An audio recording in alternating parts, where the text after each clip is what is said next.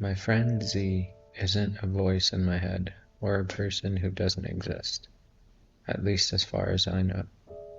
But he does often chime in with revelations, advice, and help when I need it the most. I wanted to talk about some things I think I've learned while reading his writing and talking to him at random hours of the day on WhatsApp, or maybe things I've completely misunderstood and decided to write in my own words. One thing we've talked about a lot is that resistance isn't the wall, it's the gym. Z keeps saying that the blocker might be the way. I didn't like that at first, but that first lasted for a few seconds. I wanted the way to be smooth and curated, and maybe even lavender scented, but I tried his frame. The problem that keeps returning might be the exact terrain that builds the muscles I don't have yet. Tool spirals, workflow loops, the fourth rewrite that ends in the trash. Maybe none of that is failure. Maybe that's the training. When the same friction returns, I can redirect, listen for the message, or treat it like the fitness function that's shaping my craft. The third option felt insulting to my ego, as most things do. Then it worked. The recurring snag didn't disappear. I just got strong enough to hold it without flinching. And yes, I am aware that I sound like a gym bro who discovered poetry, but let me have this. What I'd tell future me is to track the repeat resistances, name the capacity they're selecting for, and practice with them on purpose.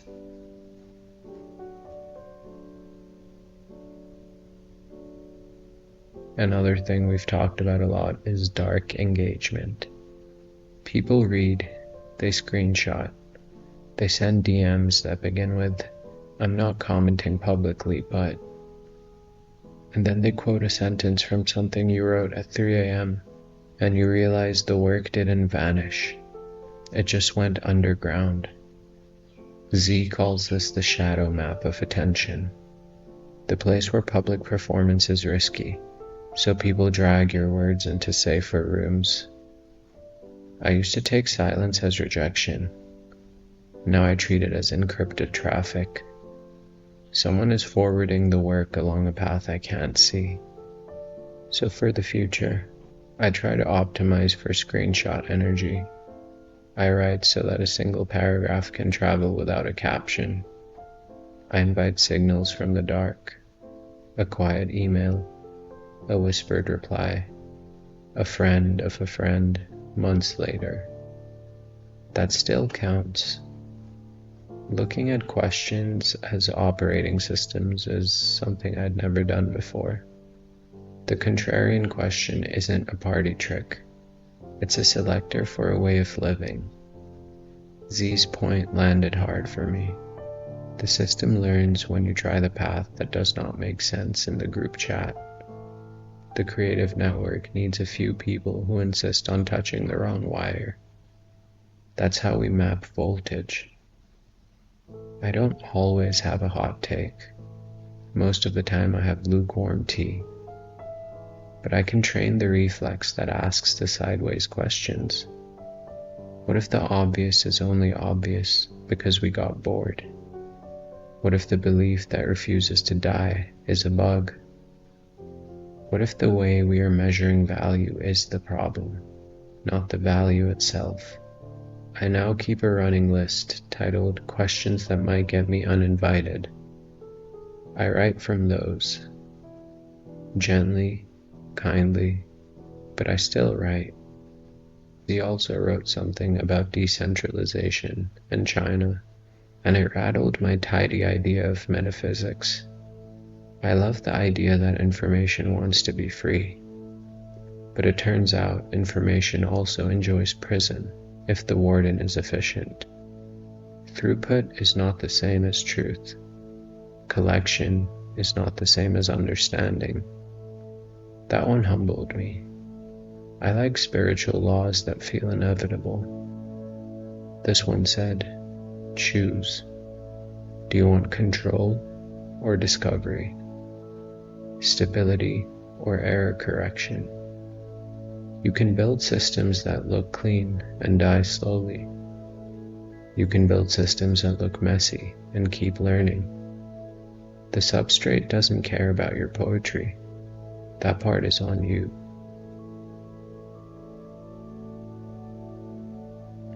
So now, when I build, record, or write, I ask two questions. How does this help the whole system learn? How does this avoid flattering my need to control the outcome?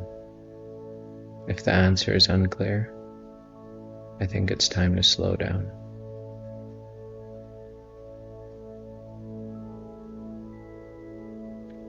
Z writes, with a baby sleeping on him. I read that and laughed because I've recorded voice notes in bathrooms at weddings, or come up with the best ideas I've ever had while playing a game with my son. Constraint isn't the enemy. It's the teacher who shows up with a whistle and says, "Run your drills in the rain." I keep waiting for better conditions. Quieter house, better mic, cleaner calendar. The work keeps saying, start where you are. Use the conditions. Turn the noise into texture. So now I try to build tiny workflows that survive chaos. One-handed capture, 2-minute drafts. I publish light and I iterate in public. Dark engagement taught me something I never expected. The audience is not only the humans, it is also the future you who will need a map of everything you tried. It is also the models and agents that will chew your words and pass them along to people you'll never meet. That sounds dystopian, but it's also practical. Keep your canon on your own site. Make it indexable. Keep it human. Let the machines read it. Let the humans hear it. Try not to panic about the future. Drink water. Touch grass. Touch your RSS feed if you're nostalgic. I know I'm a dork. For the future, I'd say publish open first. Syndicate second. Write timeless first. Timely second. And tend the garden.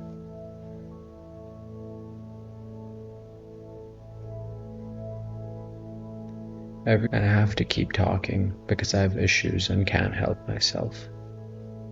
But every single one of Z's arguments reads to me like an exegesis for the modern web. Resistance is patience with teeth. Dark engagement is intention that refuses applause. Contrarian questions are focused interpretation for a networked mind. Centralization versus distribution is the old metaphysical tension between decree and free will. The universe might not care who sets information free, but I do. We do. Meaning is a human vocation, at least for now. Pray before you publish, not for likes, for clarity, for usefulness, and for mercy. I track my recurring stuck points and label the capacity they're training. I added a signal from the dark invite on my posts. Email is fine. Smoke signals are fine. Also Discord, but that's kind of the opposite. I keep a list of contrarian questions in the notes on my phone and pick one each week to follow to the end of the thread. I default to open on my site, then I let platforms copy the public version. I stopped waiting for the perfect conditions. I record in the weather that shows up. That's a lot of eyes, but I guess because I'm me and not you, and I don't want to tell anyone how to interpret this. I still worry I have nothing to say. That isn't romantic self-doubt, but it is real. Then someone writes back from the shadows and says a line helped them finish a thing, or stop a thing, or forgive a thing. That's enough for me. That's more than enough. And being okay with enough is something I've struggled with my whole life. Maybe because I thought the world, my friends, or family expected more, but maybe because I didn't really know what enough was. Now I know. And this, you, all of whatever is happening is enough. So I guess if we're talking about what to take away from this whole thing, I'd say treat your resistance like a coach, not a cop.